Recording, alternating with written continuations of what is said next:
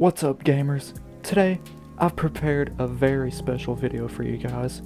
If you're familiar with Souls content on YouTube, you've probably seen a few challenge runs where incredibly talented people pull off some of the most absurd achievements. Now, it's my turn to present to you one I've been preparing for a few days now. Can you beat Dark Souls 3 as King Crab?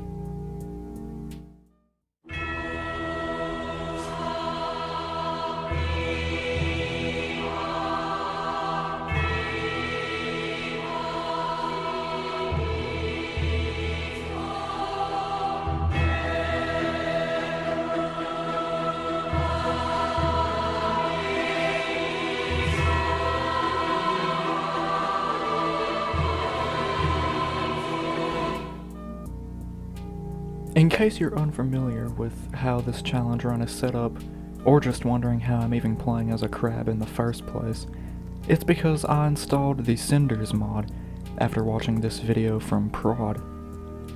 He is the only other person that I could find that played as a crab on YouTube, so I decided to give this run a try and test my Dark Souls skills. You can't see it in my script, but skills has quotations over it. Now before we start, I must lay down some ground rules, because what is a challenge run that doesn't follow stupidly strict guidelines for no reason? Rule number 1. I can only use the blunt crab claw and the base crab armor set. I can use any rings, but as you'll see later in the video, that comes to bite me in the ass either way. And I cannot change the infusion on the crab claw, so it has to be a blunt crab claw. Rule number 2. I must cross over and humiliate all main bosses, James Harden style. Rule number 3. No summons whatsoever. And rule number 4, for reasons I'll explain later, no leveling past soul level 80. The reason I added that last rule is because for this challenge run, as you know, I had to install and set up the CINDER's mod. With this being said, it does change the game in many ways. One of these ways is allowing you to pick what difficulty you want to play with alongside your starting location. And with me feeling like a total wuss in the spur of the moment, I chose Explorer / Total Easy mode. I say this because it gives you more damage absorption and casual health regeneration, things that aren't in the normal Dark Souls 3 experience either. Before you click off this video though, I went to Firelink Shrine and adjusted my Pride modifier to make all enemies do more damage to me and have more health. But this didn't happen until later in the run, and without skipping all over the place, I think it's time we start from the beginning. I started my journey at Firelink Shrine, and I don't know if it was the fact that I was in a Discord call with my homies, or the fact that I was so stoned that I completely overlooked Gundur and traveled right to the high wall of Lothric. Don't worry, I'll go back and fight him though before this video is over. As you can see here, this mod completely changes bonfire spawns in certain locations, but not all of them thankfully. With this being a challenge run, and my first playthrough of this mod ever, you can probably guess how this became another thing I had to deal with. Before leaving, I prayed to this random statue and got mega blessed with a damage buff. Then I began to explore and test my crab claw out and get a feel for it on some of the enemies around, before I set off to the second bonfire. This one is in a different spot too, and I even found an old friend in Solaire before slaying a mimic.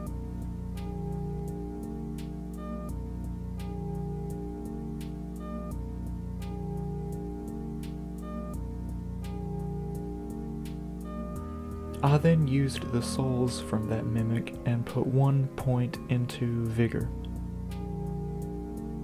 I guess with this being on easy mode, I even felt frisky enough to go down here and fight the Fallen Knight for no reason whatsoever, other than to show that I could beat him on easy mode.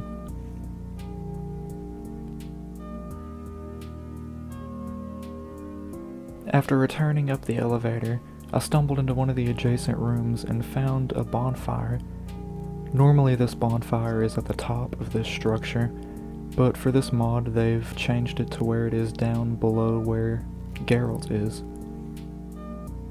Then I grabbed the Estus shard, booked it to grab the small Lothric banner, and then began my boss fight with Vort. I can't lie to you though and say this boss fight was hard. I did a pretty decent amount of damage. On top of I've done this boss fight a lot in my life. Not like trying to brag or anything, but I just know to stay under him and try to stick to his stomach as much as possible to do the most damage. And it was working for the most part. In his second phase, I just came over here and gave him a few love taps on the ass before he started charging around, and then I just dodged and waited for my openings. Safe to say, after a few minutes of just doing all that, I managed to slay Vort, and then it was around this time that I realized that things might be too easy and I should up the difficulty. But before all that, I decided to go in and get the bonfire down here by getting carried by these weird, crazy vampire floating dudes. Okay, forget what I just said, I was wrong. I actually came down here, got this bonfire, and fought this invader dude.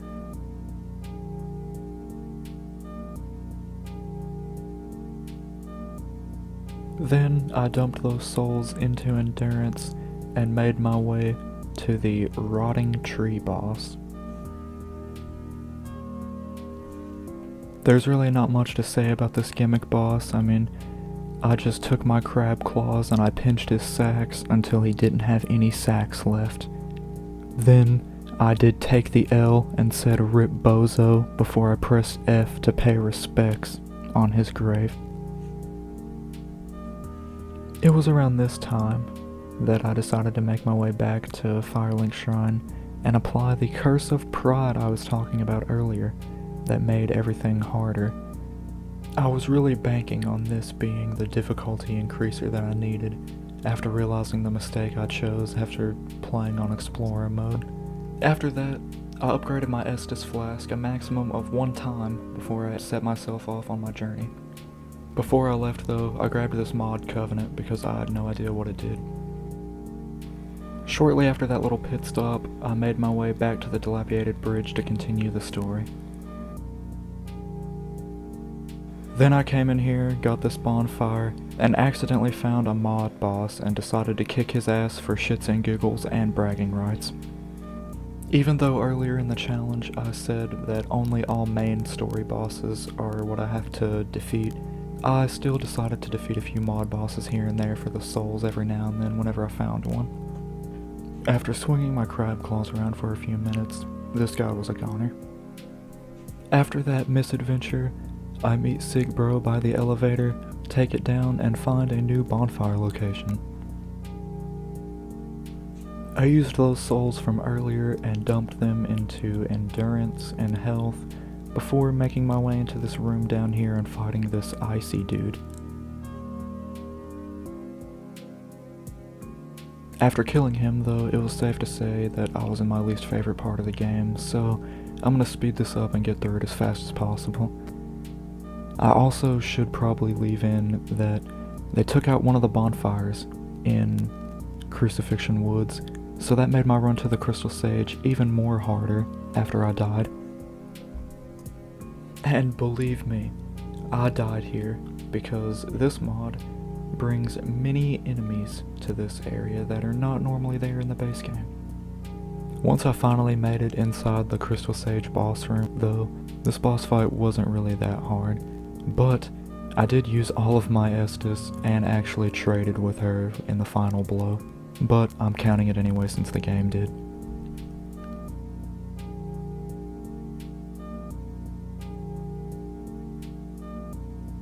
So yet again, I respawn at the Road of Sacrifices, make my way all the way through this area past Crystal Sage, and then find that they've took out another bonfire, so I decide to go on and just book it straight to the Cathedral of the Deep. Pretty much as soon as I got here, I put some more stats into endurance and vigor, and immediately regretted my decision to come down here so early, because this is where the challenge run became a challenge run. On my first trip to unlock all the shortcuts and make it to the Deacons of the Deep, I die miserably after exploring a little bit.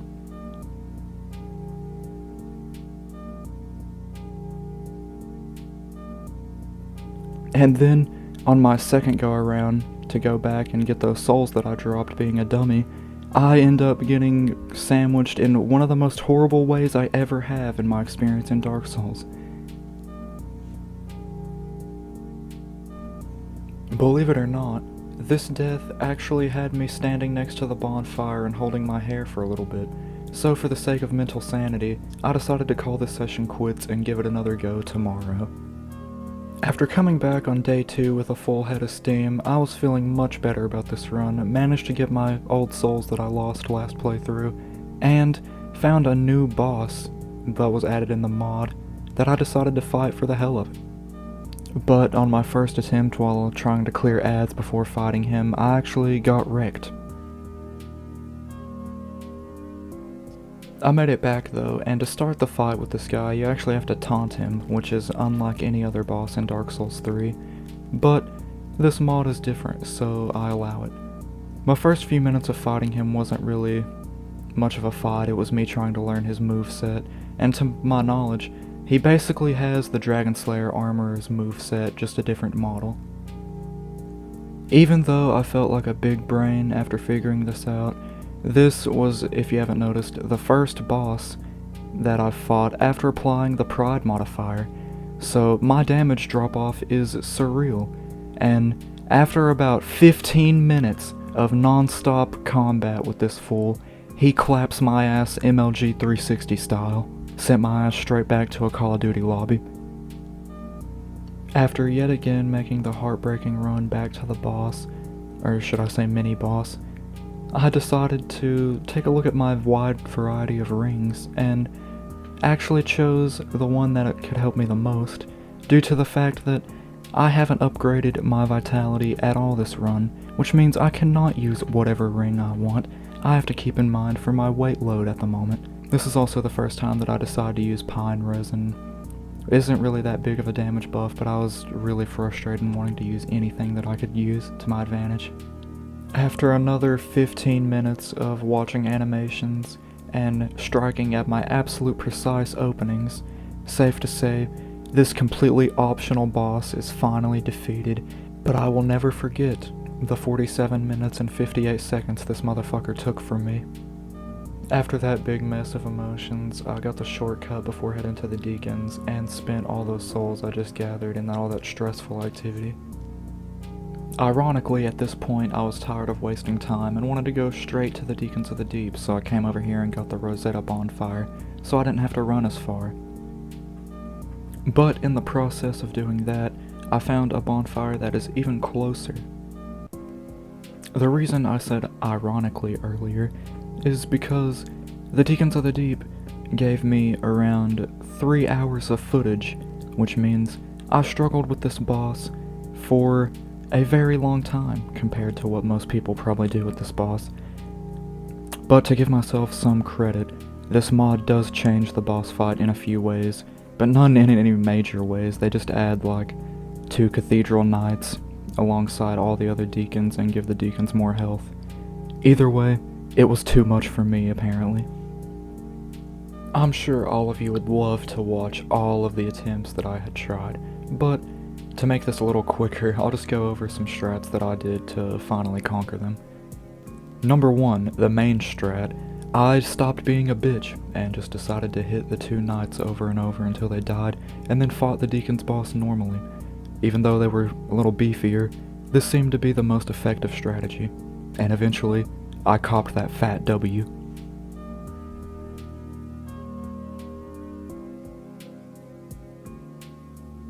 Okay, we're about 15 minutes into the video and we need to speed things up. So to do that, we're going to kill the Asylum Demon.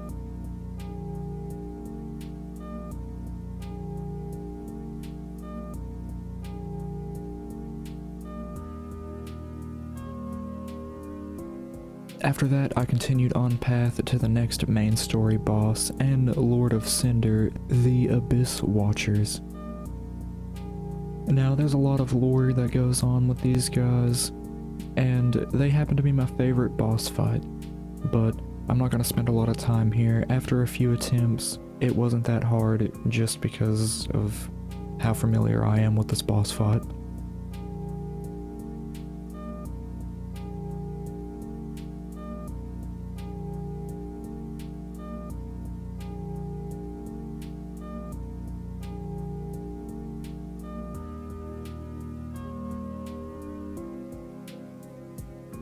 After this accomplishment, we speedrun straight through the catacombs, keeping a steady pace, not attacking any enemies, going straight to Lord Wolnir, aka one of the first gimmick bosses. The mod did increase the health pool of his gauntlets, but after a short time, I was able to prove to the world and Instagram that his drip was fake. I immediately started to head on with my journey, but of course had to stop to take in this view before fighting the demon creature on the bridge. After that encounter, I of course began to make my way towards Pontiff Sullivan, and this is where the first little blunder takes place. You see, I started fighting Pontiff Sullivan at the end of my first recording session, so me being tired and not wanting to deal with any bullshit, immediately summoned someone before walking in there. Knowing of course that this immediately made the fight unbearable and unusable, I had to re-summon him using his soul at the Firelink Shrine and fight him again for real. Safe to say it wasn't a challenge, but I knew I had to come back and redo this so somebody in the comments wouldn't throw a hissy fit over it. And, I mean, I set those rules. I mean, I have to follow those rules that I set.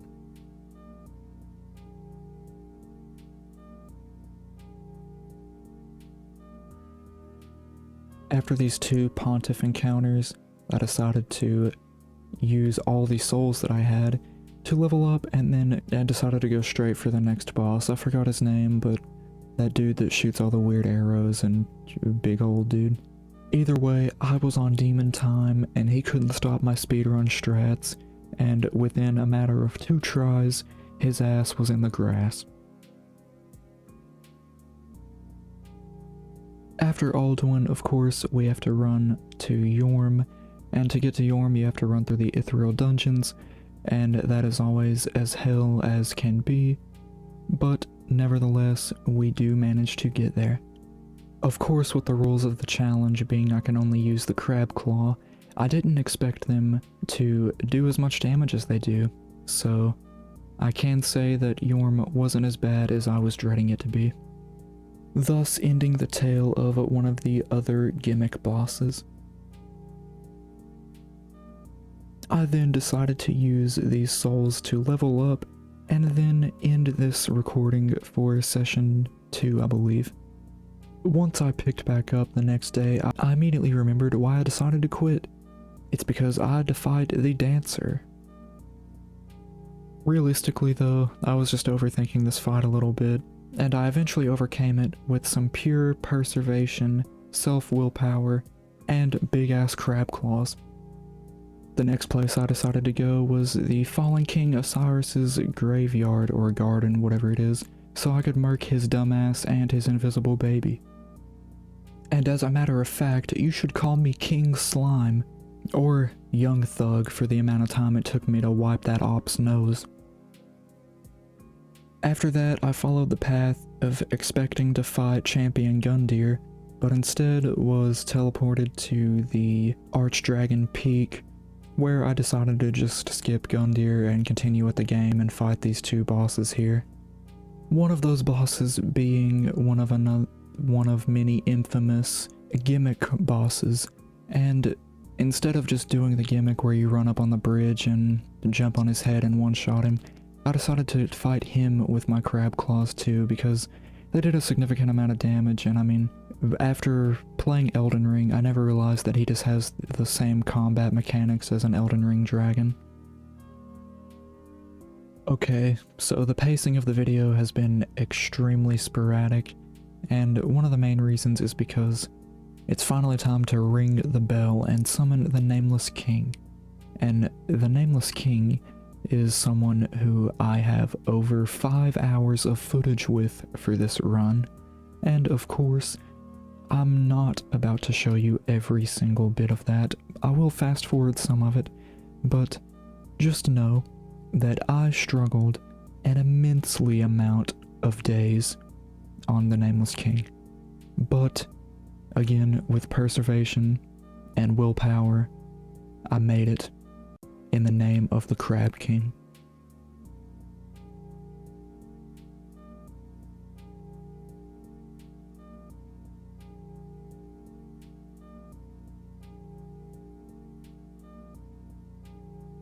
After that monumental accomplishment, I was really, really happy.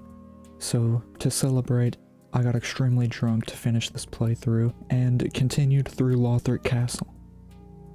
I was really just trying to speedrun my way to Prince Lorien at this point, and I'd completely forgot about the Dragon Slayer armor. He caught me off guard a few times, but after like 3 or 4 tries, I finally got him and was able to proceed. I then wasted absolutely no time making my way to Prince Lorien, and I'd like to say that around this time I was feeling truly lit. So, I mean, of course with this feeling, I feel like I could just, one-shot him, take on the universe. This was not the case, however, as it took me around 7 to 8 tries and around an hour of in real life time to complete this boss fight. But keyword complete, as we now have defeated the last Lord of Cinder.